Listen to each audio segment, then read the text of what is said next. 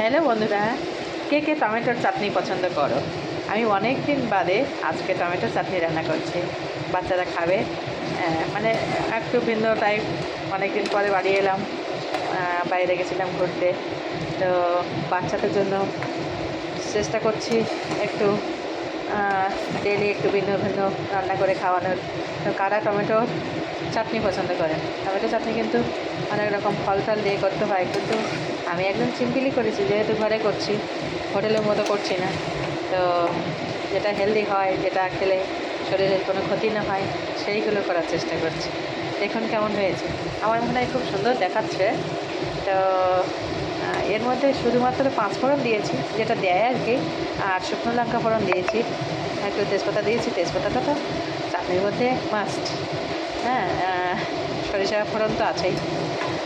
আর চিনি, একটু চিনি দিতেই হয়, যেহেতু বাচ্চারা খাবে, তো চিনি না দিলে ভালো লাগবে না। তো চিনি দিলাম, দিয়ে এই যে টমেটোটা এইভাবেই কেটেছি বন্ধুরা, এই যে কি রসালো টমেটো। তো ওইভাবে কেটে তারপরে এটা চাটনির জন্য আমি নিয়ে নিয়েছি 3টা টমেটো। বেশি নয়, 3টা টমেটো, 3টে থেকে 4টা তো হবে না, 3টে টমেটো আমার মনে হয়। তো 3টা টমেটো নিয়েছি। নিয়ে স্বাদ তো না খেলে আমি বলতে পারছি না। তো নিজে রান্না করে নিজে তো নিশ্চয়ই খারাপ বলবো না। তো নিজেরা একটু ট্রাই করবেন। আমার এটা কেমন হয়েছে সেটা তো আমি খাওয়ার পরে বলতে পারবো, কিন্তু আপনারাও একটু চেষ্টা করে দেখুন। টমেটোর চাটনি কিন্তু খেতে বেশ ভালোই লাগে মাঝে মধ্যে। ডেলি ডেলি খাওয়াটা সব জিনিসেই বিরক্তি লাগে, কিন্তু মাঝে মধ্যে tomato chutney is very good.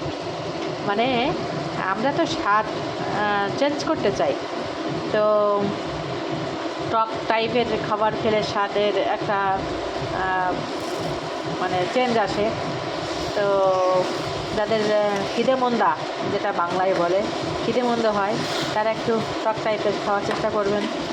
আর একটা কথা যেটা মায়েরা বলে, মাসের 15 দিন মানুষ বেশি খায় আর 15 দিন কম খায়। বেশি 15 দিন যেটা খায় সেটা বাদ দিয়ে 15 দিন যেটা খায় না, মানে খেতে ইচ্ছে করে না, সেই 15 দিন একটু ভিন্ন ভিন্ন স্বাদ টেস্ট করবে। ভালো থাকবেন বন্ধুরা।